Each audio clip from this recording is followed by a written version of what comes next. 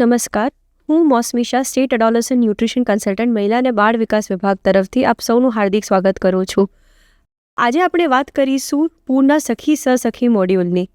Purna scheme શું છે? Purna scheme જે 15 થી 18 વર્ષની શાળાએ જતી અને ન જતી કિશોરીઓ માટેની યોજના છે, જેમાં પોષણ અને પોષણ સિવાયની સેવાઓ આપણે આપીએ છીએ. આપણે યુનિસેફના સપોર્ટથી જે પૂર્ણા સખી સહસખી મોડ્યુલ તૈયાર કરેલું છે, જેમાં વિવિધ પ્રકારની માહિતીઓ આપેલી છે, જેનાથી સખી સહસખી આપણી અન્ય કિશોરીઓને પૂર્ણના દિવસે સમજણ આપી શકે છે. આજે આપણી સાથે ડૉક્ટર નિલેશ ઠાકોર અહીંયા ઉપસ્થિત છે, જે આપણને પૂર્ણા સખી સહસખી મોડ્યુલમાં જીવન કૌશલ્ય વિશે, કમ્યુનિટીમાં કેવી રીતે એનું મોબિલાઇઝેશન કરવું, યા સમુદાયમાં કેવી રીતે એ લોકોએ ઓળખાણ આપવી, એ રીતની સમજૂતી આપશે. સો ડૉક્ટર નિલેશ ઠાકોર સર. નમસ્કાર દર્શક મિત્રો, હું ડૉક્ટર નિલેશ ઠાકોર. આજના આ સેટકોમ ભાગ 1 જીવન કૌશલ્યની ભાગ 1 પૂર્ણા સહસખી મોડ્યુલ દ્વારા જે આપણે સમજ આપવા જઈ રહ્યા છે, એનો આ પ્રથમ ભાગ છે. હું તમને સમજ આપવાનો છું. હવે આ જે કિશોરાવસ્થા છે, 15 થી 18 વર્ષ, એટલે કે યુવાવસ્થાના ઉંમરે અને કિશોરાવસ્થાની આપણી આ 15 થી 18 વર્ષની ઉંમર, ત્યાં એક વ્યક્તિત્વનો વિકાસ અને વ્યક્તિત્વનું ઘડતર કરવા જઈ રહ્યા હોય છે. હવે આ જ વ્યક્તિત્વના વિકાસ ઉપર સ્વની ઓળખ થવી જરૂરી છે. તમે જો તમારા છેલ્લો 1 વર્ષનો સમય યાદ કરો તો તમને ક્યારે ગુસ્સો આવ્યો હતો, ક્યારે તમને દુઃખ પહોંચ્યું હતું, ક્યારે તમે રડ્યા હતા. જો આ વાત યાદ કરીને જો તમે લખશો તો તમને ખબર પડશે કે મને કઈ કઈ વાતોથી મને ગુસ્સો આવે છે, દુઃખ થાય છે. એ જ રીતે તમે છેલ્લા 1 વર્ષમાં ફરી પાછું તમે યાદ કરીને જોશો કે મને કઈ બાબતે ખુશ થઈ હતી, કયા બાબતે મને બહુ જ આનંદ થયો હતો, તો એ બાબતો તમે લખશો તો તમને એ ખબર પડશે કે કઈ બાબતો તમને આનંદ આપે છે, કઈ બાબતો તમને ખુશ રાખે છે. તો એવી કઈ લાગણીઓ છે કે જે તમને દુઃખી થાઓ છો, એવી કઈ લાગણીઓ છે, કેવા બનાવો છે કે જેનાથી તમે ખુશ થાઓ છો. ઘણી વખતે આપણને એમ થાય કે આ ઉંમરે મારા સપનાઓ શું છે. જો ખબર ના હોય તો આપણે જે પણ સપનાઓ હોય એને લખીએ. તો મારા સપનાઓ, મારા શોખ, મારી લાગણીઓ, મારી શક્તિઓ, મારી નબળાઈ, આ બધી બાબતોથી જાગૃત થવું જરૂરી છે. આપણે જેનાથી જેટલા જાગૃત થઈશું એટલો જ આપણો વ્યક્તિત્વનો એક વિકાસ થાય છે. આનાથી ફાયદો શું થશે? આનાથી ફાયદો એ થશે કે આપણે નિર્ણય જાતે લઈ શકીશું. આપણે બીજા કોઈ ઉપર આધાર નહીં રાખવો પડે. આપણે સમાજમાં એક સારી વ્યક્તિની એક ઓળખ ઊભી કરી શકીશું. કદાચ આપણી કોઈ ભૂલો થઈ હશે, તે ભૂલોને ફરી ભવિષ્યમાં ના થાય તેનું આયોજન સારી રીતે કરી શકીશું અને એક સરસ વ્યક્તિત્વ, એક આકર્ષક વ્યક્તિત્વનું ઘડતર કરી અને આપણી પાછળની લાઈફમાં પણ આનું વ્યક્તિત્વ બનાવવા જઈ રહ્યા છીએ. તો સ્વની ઓળખ થવી ખૂબ જ જરૂરી છે અને આ ઉપર આપણા ICDS વિભાગ દ્વારા સરસ એવો એક વિડીયો બનાવવામાં આવ્યો છે. તો ચાલો જોઈએ સ્વની ઓળખ ઉપર એક વિડીયો. ICDS મહિલા અને બાળ વિકાસ વિભાગ, ગુજરાત સરકાર પ્રસ્તુત કરે છે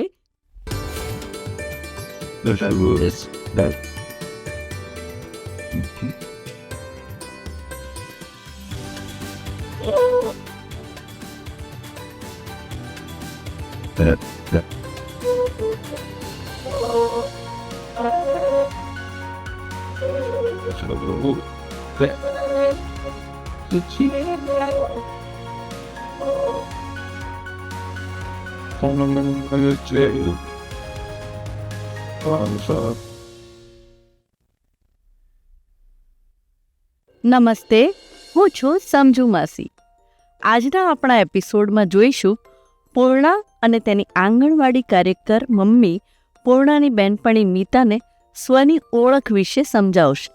મીતા, આ રમત રમીને કંટાળો આવ્યો, ચલ ને દોડ પકડ રમીએ. ના યાર, બીજું કંઈ પણ રમીએ, પણ મારે દોડ પકડ નથી રમવી. કેમ? અરે, દોડ પકડમાં તો તું મને હંમેશા પકડી પાડે છે, એટલે હું તરત જ આઉટ થઈ જાઉં છું. મને તારા જેટલું સારું રમતા નથી આવડતું. તો એમાં શું થઈ ગયું? તને દોડ પકડ નથી આવડતી એમ મને બેડમિન્ટન નથી આવડતું. આખી સ્કૂલમાં તારા કરતાં સારું બેડમિન્ટન કોઈ નથી રમતું. પણ દોડ પકડ તો નથી જ આવડતી ને. હા, તો મને પણ બેડમિન્ટન નથી આવડતું. પણ મને આમ કંઈ ના આવડે એ નથી ગમતું. હું જાઉં છું.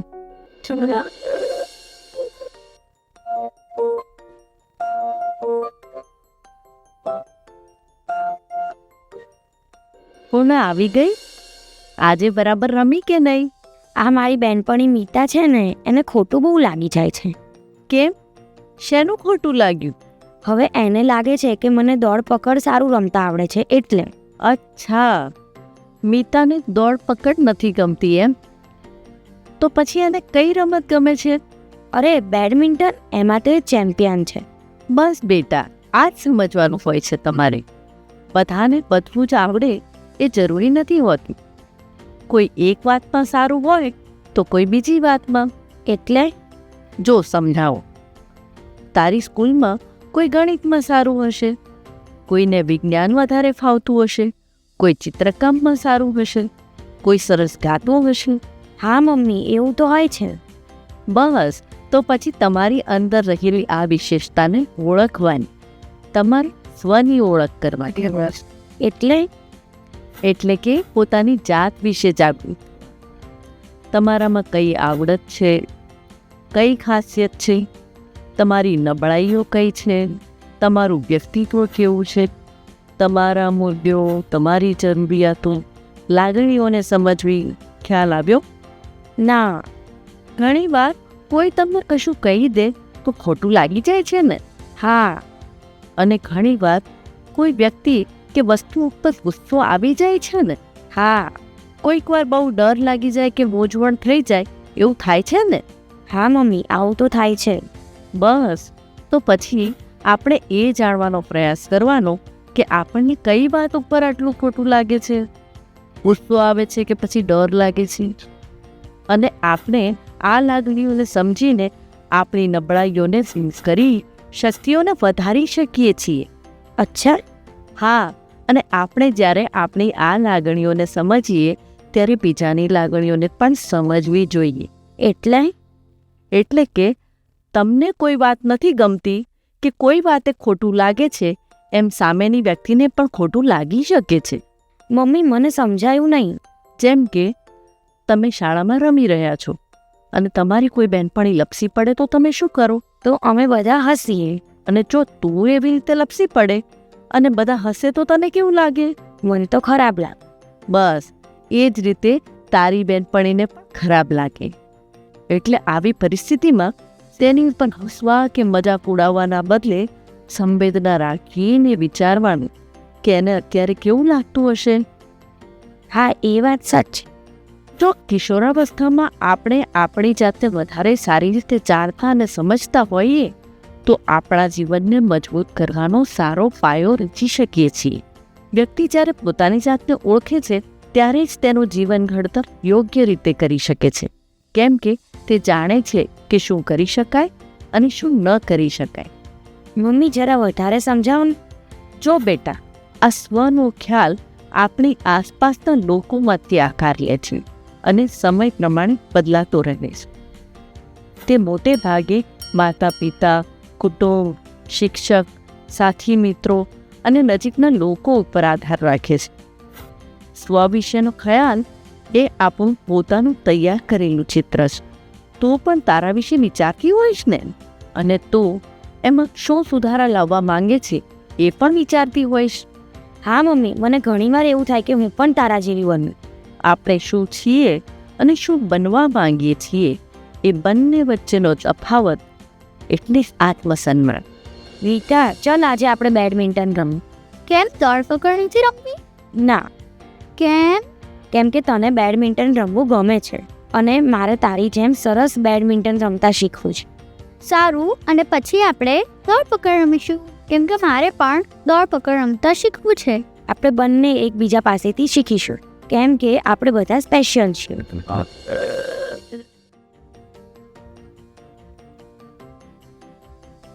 તો જોયું દર્શક મિત્રો, આપણે સ્વની ઓળખ દ્વારા એ શીખ્યા કે આપણી લાગણીઓ શું છે, લાગણીઓને સમજ્યા, લાગણીઓની શક્તિઓ, આપણી નબળાઈઓને સમજ્યા, અને આ જ માધ્યમથી આ જ રીતે આપણી પૂર્ણા સખી પણ એમની બીજી સખી સહસખી સાથે પણ એમની સખીઓ સાથે વાતચીત કરીને આની માહિતી આપી શકે છે. અને હવે આગળ ચલો વધીએ એક ઉદાહરણ માટે કે સારો અને ખરાબ સ્પર્શને ઓળખીએ. એક ઉદાહરણ કહું તમને. એક શ્રુતિકા છે. શ્રુતિકા 16 વર્ષની છે. શ્રુતિકાના ઘરે એક અંકલ આવે છે કે જે એના પપ્પાના મિત્ર છે.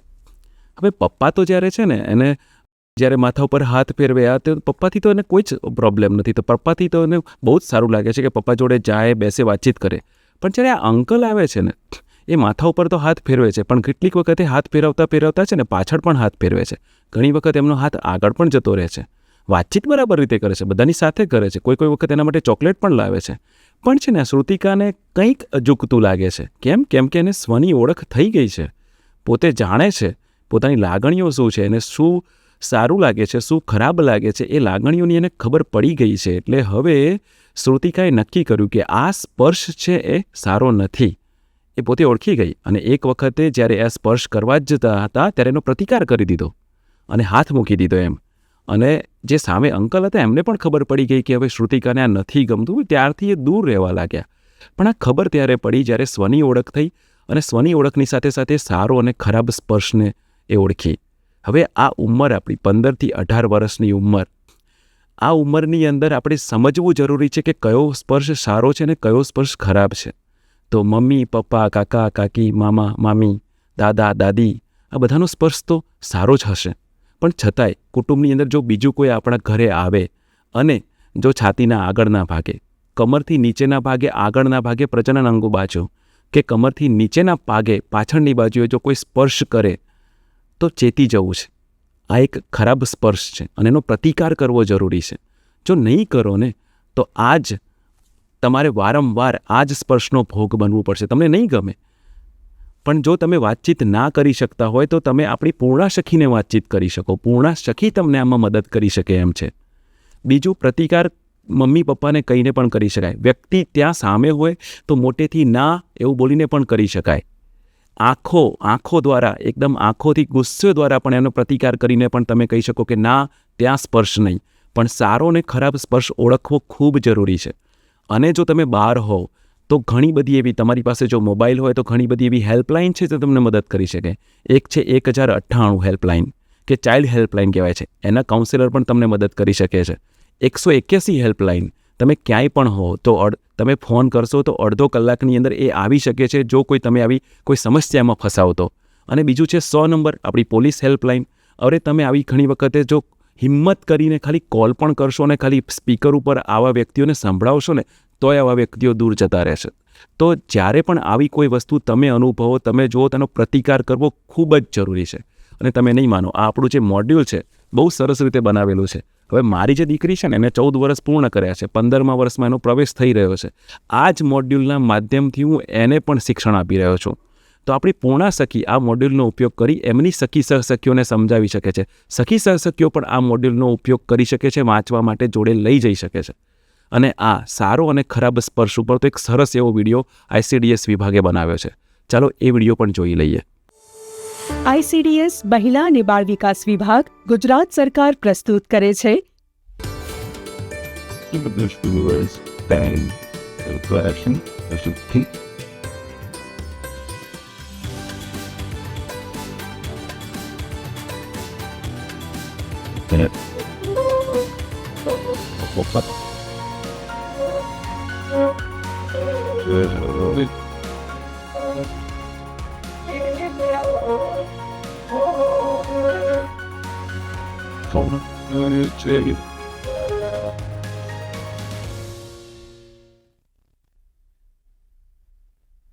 નમસ્તે, હું છું સમજુ માસી. આજના આપણા એપિસોડમાં પૂર્ણા અને એની આંગણવાડી કાર્યકર મમ્મી પૂર્ણાની બહેનપણી મીનાને સારા સ્પર્શ અને ખરાબ સ્પર્શ વિશે સમજાવશે. અરે મીના, ચાલ આપણે લેસન પૂરું કરી દઈએ. હમણાં નહીં, થોડી વાર રહીને કરીએ. અરે જલ્દી પતાવ ને, પછી આપણે ઘરે જવાનો સમય થઈ જશે. ના યાર, મારે અત્યારે ઘરે નથી જવું. કેમ, શું થયું? કાંઈ નહીં. કંઈક તો છે, તું મને નહીં કે. અરે યાર, કંઈ નહીં, મારા ઘરે મહેમાન આવ્યા છે. હા તો મહેમાન આવે એમાં વાંધો શું છે? આમ તો કંઈ વાંધો નથી, પણ આ મહેમાનોમાં મારા એક દૂરના માસા અને માસી આવ્યા છે. એ માસા મને નથી ગમતા. કેમ? જ્યારે મારા માસી ના હોય ત્યારે એ માસા મારી સામે જોયા જ કરે છે ને મારી પાસે આવીને વાતો કરવા માંડે છે. મને એ બધું નથી ગમતું. તો એમને ના પાડી દે ને. હું કેવી રીતે ના પાડું? હું કાંઈ એમને કહું ને ખરાબ લાગે તો ઘરમાં બધા મને બોલે. એવું હોય તો તારે એ માસાથી દૂર રહેવાનું. હા, હું પણ એવું જ વિચારું છું. ચલ ચિંતા કર્યા વગર ઘરે જઈએ, મોડું થાય છે. મમ્મી, આપણા ઘરે કોઈ મહેમાન નથી આવતો. કેમ? મહેમાનોને બહુ સાચવવાના હોય. હા, બિલકુલ સાચવવાના હોય બેટા. પણ તું કેમ આવું પૂછે છે? કંઈ નહીં મમ્મી, આ તો મારી બહેનપણી મીનાના ઘરે મહેમાન આવ્યા છે. એમાં બિચારી મીના હેરાન થઈ ગઈ છે. કેમ, શું થયું? મને વધારે તો ખબર નથી, પણ મીના કહેતી હતી કે એના એક દૂરના માસા છે જે વારંવાર એની સાથે વાત કરવા આવી જાય છે. એ પાસે આવે એ મીનાને નથી ખબર. સમજી ગઈ. બેટા, તું મીનાને મારી પાસે લઈ આવ.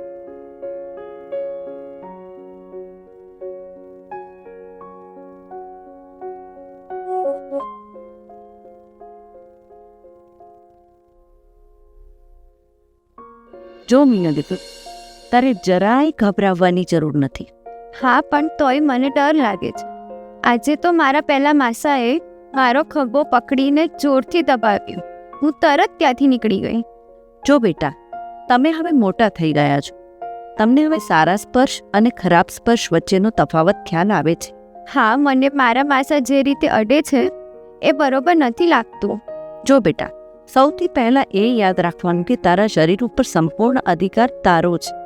તારી મરજી વગર તને કોઈ સ્પર્શી શકે નહીં. હા, પણ કોઈ આવું કરે તો મને બહુ મૂંઝવણ થાય છે અને ડર લાગે છે. તે કશું ખોટું કર્યું જ નથી, તો પછી તારે ડરવાની શું જરૂર છે? પછી ઘરમાં બધા શું વિચારે? જો બેટા, કોઈ તારી મરજી વગર તારા શરીરના અંગોને સ્પર્શે, એ પછી સંબંધી હોય, મિત્ર હોય, પડોશી હોય કે પછી બીજી કોઈ પણ વ્યક્તિ હોય, તો તરત જ તેનો વિરોધ કરવાનો. પણ પછી ઘરવાળા મને જ બોલે ને. કોઈ શું કામ બોલે? તો એકવાર તારી મમ્મીને વાત તો કરી જો, અને કોઈ પણ વાતે ગભરાતી નહીં. હવે નહીં ગભરાવ. હવે કેમ છે મીના? બધું એકદમ સરસ છે. મેં ઘરે જઈને મમ્મીને વાત કરી ને થોડી જ વારમાં મારા માસા માસી સામાન ભરીને રવાના થઈ ગયા. તો હવે કોઈ પણ ખોટી રીતે સ્પર્શે તો એનો વિરોધ કરવાનો અને તરત જ ઘરે જણાવી દેવાનો.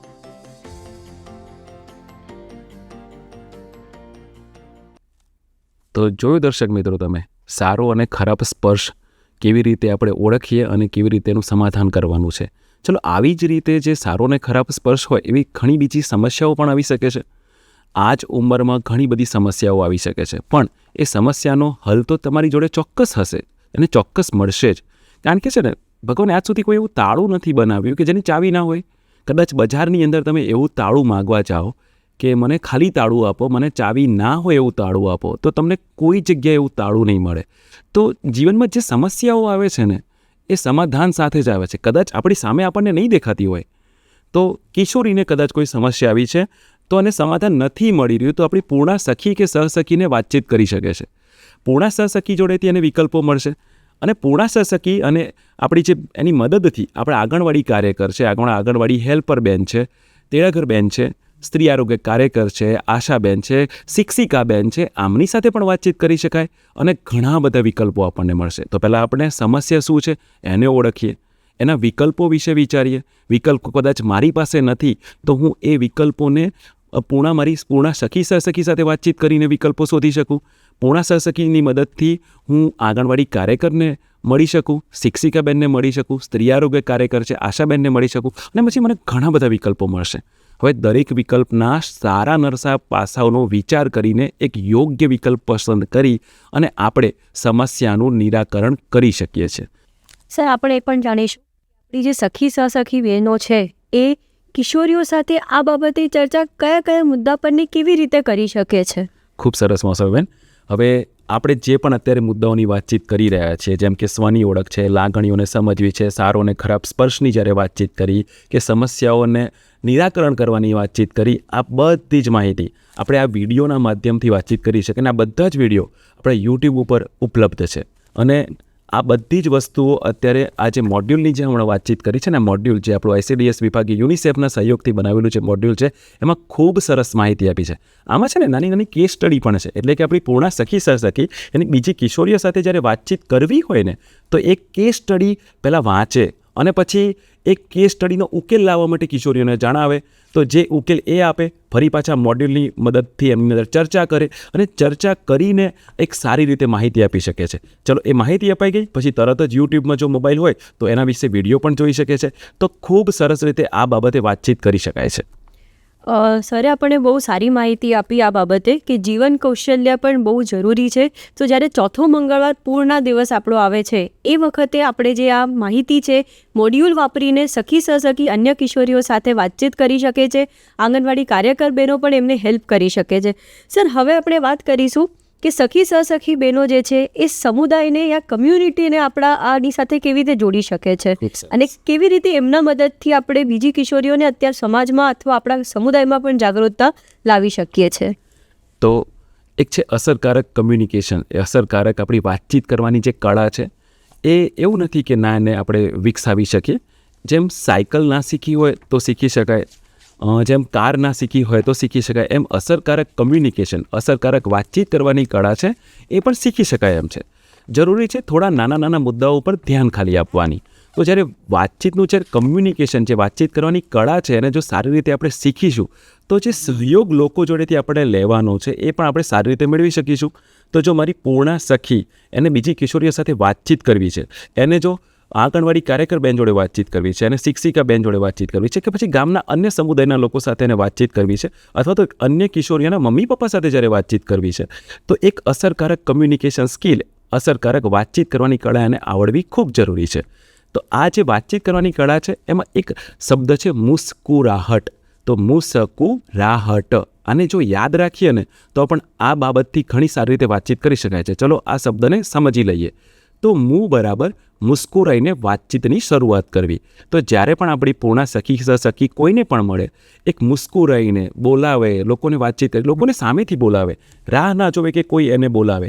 તો આપણી પૂર્ણા સખી સહસખી કોઈને પણ મળે, કિશોરીઓને મળે કે આંગણવાડી કાર્યકર બેનને મળે કે ગામના અન્ય કોઈ સમુદાયને મળે, સામેથી લોકોને બોલાવે અને મુસ્કુરાઈને બોલાવે. જ્યારે મુસ્કુરાઈને વાતચીત કરશે, વાતચીતની શરૂઆત કરશે, તો મુસ્કુરાઈને વાતચીતની શરૂઆત કરવાની છે.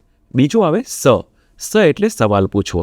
સવાલ પૂછતા પહેલાં મુસ્કુરાઈને વાતચીતની શરૂઆત કરી છે તો ખબર અંતર પૂછી લે, અને પછી જ્યારે સવાલ પૂછવાની વાત આવે તો કેમ, શું, શા માટે આવા પ્રશ્નોનો ઉપયોગ કરી અને સવાલ પૂછે, જેથી માહિતી વધારે એને મળે.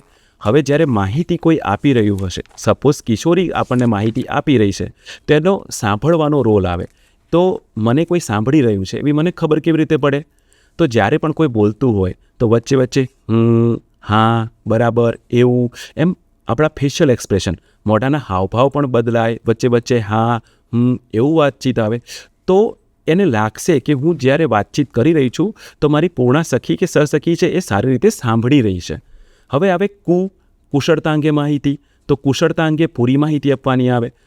સપોઝ કે એને આપણે પૂર્ણા શક્તિ વિશે સમજાવવું છે તો પૂર્ણા શક્તિમાં શું છે, એનામાંથી કેવી વાનગીઓ બનાવી શકાય, ક્યારે ક્યારે લઈ શકાય, ક્યાંથી મળે, એના વિશે પૂરી માહિતી આપણે આપીએ.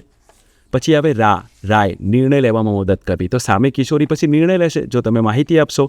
હમણાં જ આપણે એક્ઝામ્પલ આપ્યું કે પૂર્ણા શક્તિ વિશે, તો એને એ નિર્ણય લેશે કે મારે વાપરવું, મારે કઈ વાનગી બનાવવી. તો એ નિર્ણય લેશે, એને નિર્ણય લેવામાં મદદ કરવી. હલ, સમસ્યાનો હલ. કદાચ કોઈ એને હલ આવે કે મારે આ નથી ફાવતું, આ નથી ફાવતું, તો આપણી પૂર્ણા સહસખી એ સમસ્યાનો હલ લાવી શકે, એને જ કોઈ વાનગી બનાવવામાં મદદ કરી શકે. આપણી આંગણવાડી કાર્યકર કે હેલ્પર બેનની મદદ લઈ શકે એની વાનગી બનાવવાની અંદર. તો સમસ્યાનો હલ લઈ આપ્યો. હવે આવે ટ એટલે ટકાઉ સંબંધ. તો આપણી પૂર્ણા સખી સહસખી અન્ય કિશોરીઓ સાથે એક ટકાઉ સંબંધ બનાવે. હવે કોઈની પણ જોડે ટકાઉ સંબંધ બને કઈ રીતે? એના વારે વારે ખબર અંતર પૂછીએ, મળતા રહીએ, વાતચીત કરીએ. અને જરૂરી નથી કે દરેક વખતે આપણે બસ આ મોડ્યુલ વિશે વાતચીત કરીએ. અરે એમ પણ ભણવાની વાતચીત કરી લઈએ, બીજી કંઈ વાતચીત કરી લઈએ, તો એક સંબંધ છે ને એક ટકાઉ સંબંધ બની જાય છે.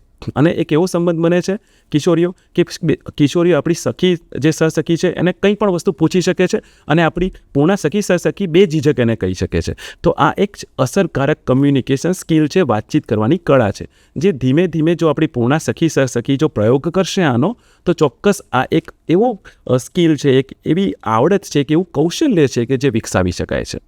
હવે વાત આવી કે આ રીતે વાતચીત કરવાથી પણ જો કોઈ કામ ના બન્યું તો આપણે કમ્યુનિટી એટલે કે આપણા જે અન્ય સમુદાય છે, સમુદાયના લોકોની મદદ લઈ શકીએ છીએ. સપોઝ કોઈ કિશોરીના મમ્મી પપ્પા એને આગળ ભણવા દેવાની ના પાડે છે.